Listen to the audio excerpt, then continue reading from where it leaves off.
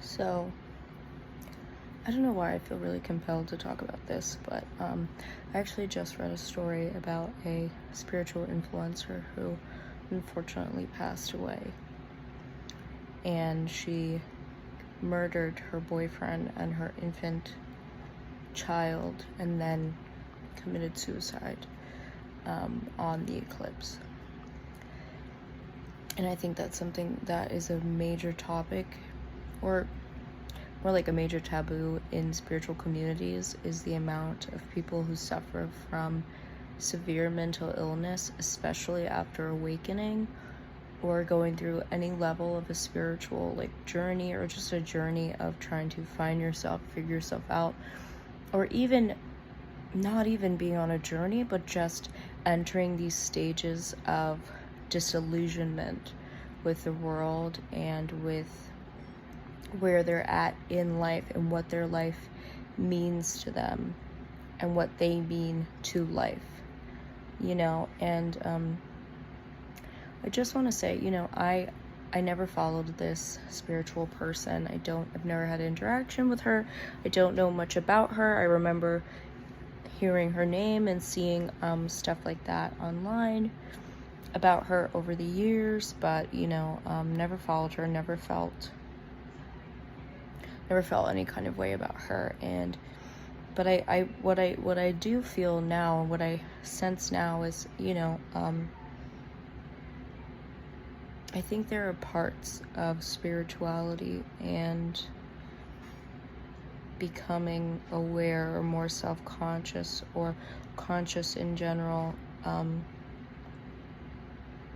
that sort of feel like waking up into darkness. It's like when you wake up, a lot of people are like, yeah, when you wake up and you're in the world and you become spiritual, you become aware of all this stuff. It's just bliss. You feel this bliss and awareness and this is that and the third. You just feel so awakened to the light and you feel so happy and blah blah blah. And I can understand why people might feel that way, and I do think that is an aspect to any journey in life. I think that is an aspect to understanding yourself. It's a part of that, but I don't think it's the first part. I don't even know if I think it's the last part of any aspect of becoming more aware of the spiritual world or life or anything, yourself in general.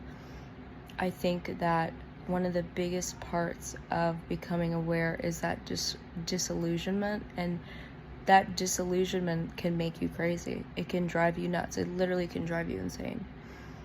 Speaking from my own experience, I first experienced disillusionment, when I was probably 11 or 12 years old, and I went nuts.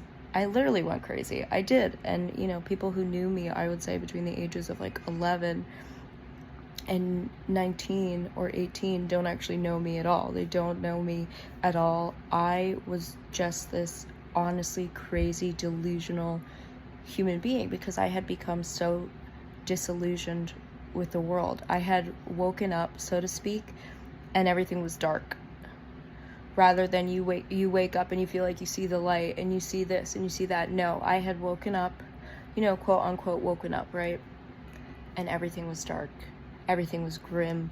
Everything was evil. Everything was depressing. And nothing made sense. And it destroyed me. It destroyed every little bit of myself.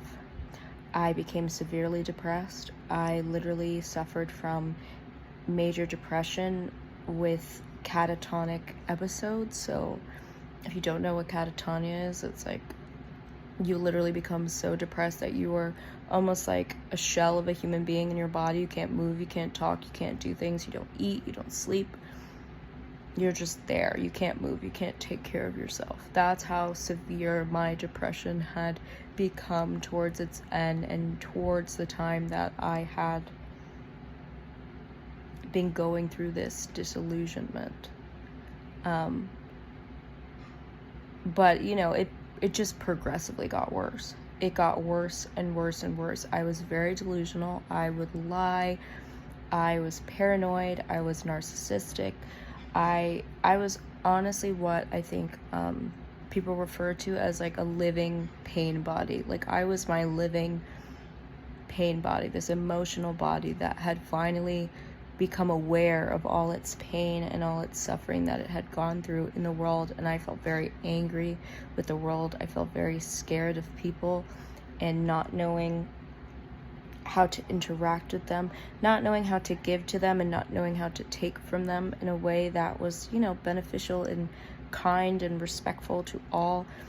And this is something that happens on an unconscious level. It's not even like you're fully aware and conscious that you are your pain body, because obviously the pain body, and just like when you're deep in that suffering of sadness, you're disconnected from yourself. So it's like you've woken up to this disillusionment that life is not what it seems. It's not what you thought. It's not, how you thought you fit into life is not true. And how you thought life worked is not real. And how things kept occurring in a certain way. Yes. Sorry. How things kept occurring in a way is not necessarily how they actually work. And you become, it's like your whole perception of reality shatters.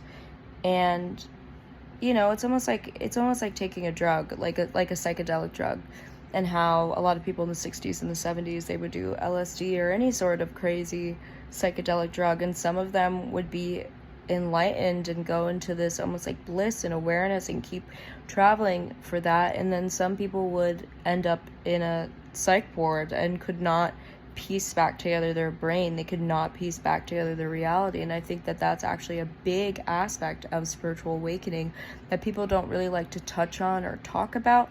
I think they see that as a more negative aspect of spiritual awakening. I think they see that as a like, oh, this person can't actually be spiritual if they have these shadow aspects. This person can't be awake if they are in their pain body or their shadow, or they're this or they're that, or they're behaving in these crazy, narcissistic or depressive or mentally ill kinds of ways, right? Like a schizophrenic can't be spiritual, or this person can't be paranoid or go through this or that and be spiritual. And it's like, no, that's actually not true. And also, I think that's a really big part of actually becoming aware of what's going on, is that disillusionment with life, and understanding that the way that, life is beyond what you see it as, or what you thought it was, or who you thought you were, or how you fit into this life. And I just think that, sometimes people are not able to, like they say, you're not able to put your brain back together. Sometimes people get completely shattered, and unfortunately they're not able to make it to that point where they can pick up all the pieces. Like I said, for my own experience, it happened to me very young, and I feel very grateful for that, because I think that clearly, I don't know, I'm a spiritual person. I wouldn't consider myself in any level trying to be a guru or an influencer in any sort of way. That's not my goal. It's just that as soon as I turned 27, I just felt like I need to share these thoughts and opinions and put it somewhere. And that's why I'm using my channel that I had started a few years earlier just for fun, to place these thoughts. But it's like, I am a spiritual person. I'm not religious. I wouldn't even consider myself like a super crazy, super spiritual person. But for my own research and things, my own experiences that I've had while understanding the world beyond just this physical world, is that, that's a really big thing, is that disillusionment. And any level of disillusionment comes with that source of being in a pain body. It comes with that source of being in your shadow. And I think that sometimes people can become so consumed by their shadow that they can't get out. And it causes these issues. Like it can spur on these mental health issues, right? Like I said, I was totally delusional. I had delusional depression. I had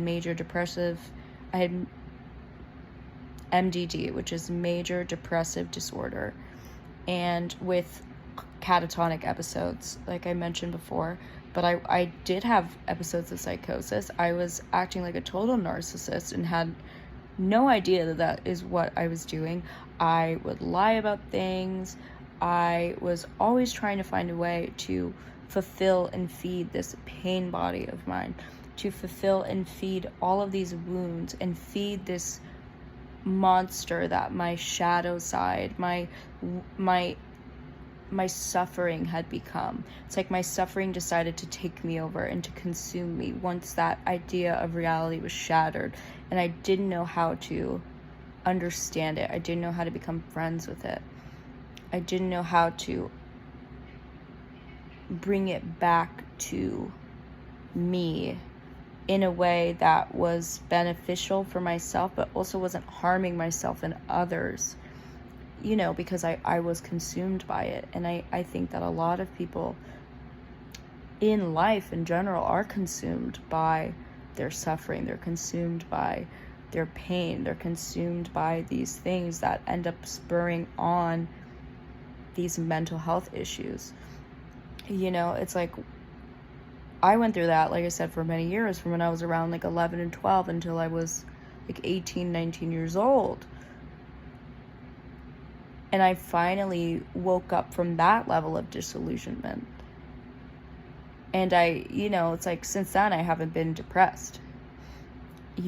Like since then I haven't suffered from any of those sorts of things. I haven't suffered from mental illness like that. I haven't suffered from any level of psychosis. I don't lie. I don't behave like a narcissist. I don't do those things that I did. That was honestly essentially like my shadow taking over my body. It was like my shadow stepping in for my soul. And I think that it's just something that I don't think we have a lot of sensitivity for in spiritual communities. And I think on the internet in general, like we have a huge climate of just like people clutching their pearls, people who are super righteous, people who are obsessed with canceling and being the moral police, and people who are obsessed with keeping people in boxes. People who claim that they want to be loving and helpful and normalizing this and supportive of that and understanding of others are some of the most closed-minded, limiting, abusive people. And also just, I don't even want to say abusive people, but just in this abusive culture that we have created where it's okay to not allow for people to go through these things, so that when these issues occur, especially in a community like spirituality, right, like the online community of spirituality, where a big part of it is understanding and going deep within that suffering, understanding and going deep within your own shadows, your own pain body, your own parts of yourself that could be narcissistic, that could be toxic, that could be abusive, that could be nasty, that could be cruel, that could be murderous even in this unfortunate situation, that could be severely mentally ill. It's like you're going back and retracing the steps of the most difficult, misunderstood, taboo, stigmatized parts of yourself. And sometimes once you get in, you can't get out. And that's just the truth. And a lot of people don't have any sensitivity for that. In a way, you can understand, because it's not easy to deal with. It's not like it's a fucking field of flowers and tulips and roses, and it's not like it's easy to deal with people when they're in that place. But I just think that there's a huge part of any community, especially spirituality, but just in general, in this climate and culture that we've created at the moment, of pushing and shoving things under the rug that aren't, like that surface level, amicable. That's the word I'm looking for, and that's the word that I want to use. Things that aren't amicable, they don't seem nice, they don't seem perfect or utopian, they're not all positive, they're not all love and light, it's not all this and that. And it's like, again, it is such a horrible thing that happened to this woman and her family. It's a horrible thing that she ended up doing. murdering her partner, murdering her infant child, killing herself, having that suicidal ideation and ending up fulfilling it. You know, there's only one child that's left in the rubbish of this. She or he is 9 years old. That's fucking devastating and awful and just horrific, you know. But she was a huge influencer in the spiritual community. She was a huge person and part, and she is a huge part of that collective, regardless of how anybody feels, regardless as a spiritual person, how you want to portray yourself, as if, you know, some people will act like they're so holy, you know, holier than thou. They're only positive. They're only this. They're only that. They have never went through this kind of level of this or that. Or even if they did suffer, they don't really want to touch on that because they're in a better place now. And it's like, you know, I can understand that. I think that's valid. And I can be like that too sometimes, where, you know, when I have to recall my suffering, or I have to recall times where I wasn't a good person, I did stupid, shitty things, and I was delusional or cruel or mean or manipulative in any sort of way, you know, it feels like another lifetime ago. It doesn't feel like me. It doesn't, I dealt with those issues. I moved forward for them. I took accountability for them, and I allowed these parts to become a part of me again and be heard and seen. And it does feel far removed, and you don't have to talk about it all the time, but there is a very big amount of people who are awakening, or who are in spiritual communities like this woman was and is a part of our community, that are in that area of disillusionment. They're in that spiritual psychosis. They're in that spiritual suffering. They're in that spiritually charged mental illness. They're in that place where they've woken up into darkness. And I just hope that as we move forward, as more people, I guess, become aware, because it seems like that's a huge thing that's going to be happening now. And you see a lot of people talking about it. You see media outlets talking about this energy of awareness, this energy of people waking up, this energy of people being in the know and seeing things outside of what they thought they were. We're going to be seeing a lot more of this. And I think you can also see this too in the unconscious collective, right, of society. We have more people who are homeless now than ever. We have more people who are suffering from mental illness, drug addiction, substance abuse of all kind, that are on the streets, wandering on this unconscious journey, speaking out. You know, we have these people who scream and yell and say all sorts of stuff on the street that people are afraid of, or they shun. They don't talk to them. They don't pay any mind to them. They don't say anything to them, that are speaking out as this voice for the unconscious collective, a massive part of the collective that is waking up into this darkness. They're not waking up and seeing the light. They're not waking up and seeing bliss. They're not waking up and they feel like they've seen God or angels or anything like that. They're not waking up into a world that feels beautiful, like nirvana and all this stuff that, you know, a lot of spiritual gurus and teachers and cults or whatever it is want to feed to you, that's immediately where you go. No, they're waking up into the truth of a broken world. And that is fucking devastating. That is devastating. That is soul crushing. And that can turn your entire life, your perception, your idea of everything around. And it can literally destroy you and those around you. And I just hope that, you know, it's so horrific that this has happened, but I hope that in these communities, and in particular spiritual communities, that we're able to look at this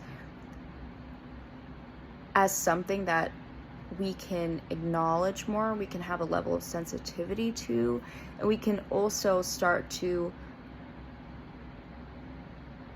you know, uncover this aspect of spiritual awakening, uncover what happens. Because, you know, like I said, now I'm in a better place. Now I've learned, I've grown, and I think that I've gone past that disillusionment. I've gone past that stage of feeling reckless and angry and sad and confused and severely depressed where I wanted to kill myself. I wanted to die every day. I just wanted to destroy myself and my life from the inside out. I have gone through that process, and I'm lucky to have come out on the other side and have also been able to have that point in, what would be called a journey of anything, journey of the self. If you don't resonate with spirituality, that's fine. I didn't even resonate with spirituality until I came out of that disillusionment and got to see that other side that people talk about, that bliss, that nirvana, that thing. And I'm not even in it all the time. Nobody is. You see people talking about spiritual healing, spiritual warfare, the apocalypse, the this, the that, bliss, heaven, all that stuff. These are perspectives. These are states of mind. These are places and aspects and things of life that are formless, that you can touch, but you can't ever hold them. They ebb and flow. They go up and down. And, I've seen both sides of the coin. I've seen the part of that darkness where you wake up into darkness and you're destroyed. And I've seen that part where, you can wake up again and you're in the light. You see how beautiful the world can be. You listen to the birds. You listen to the people around you.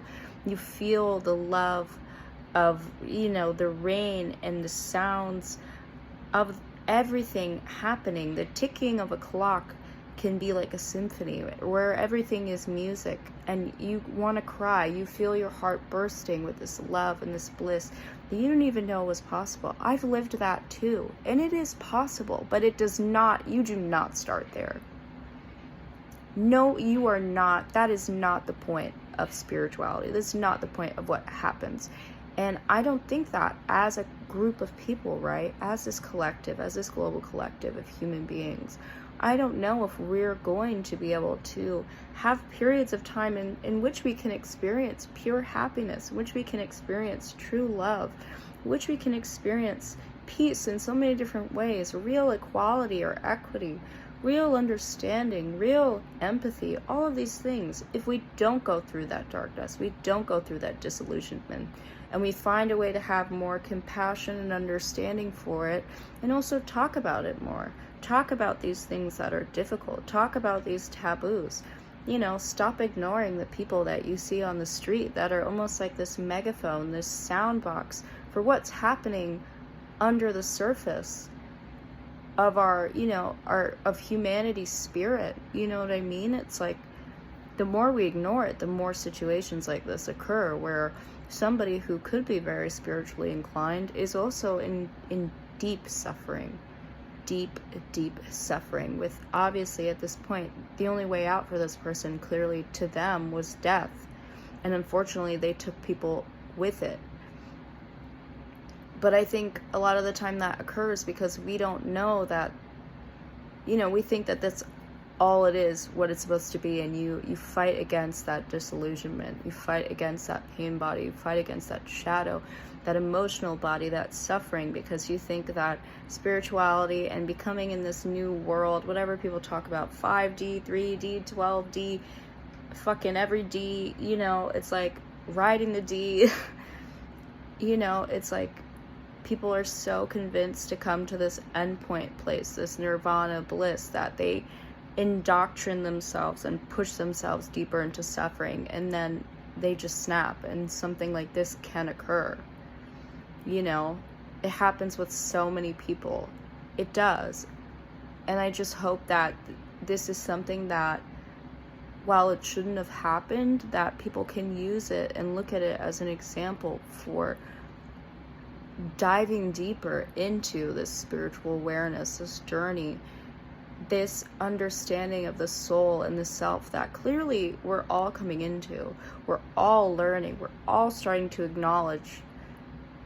We need to talk about every aspect. It can't just be cherry picked and, rose-colored glasses of things that look good and feel good. Spirituality is not hedonism, and it's not all healing.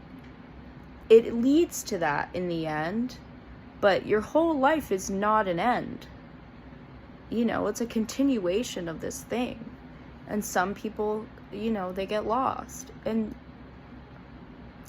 I want to say that's okay because it happens, but